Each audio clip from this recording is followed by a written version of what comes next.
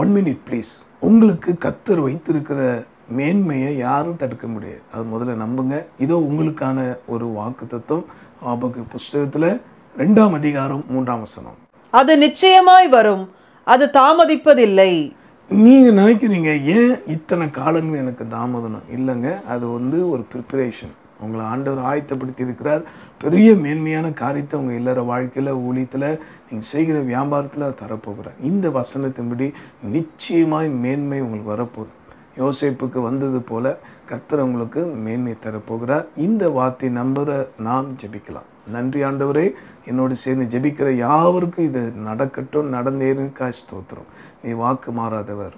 ஆமென்.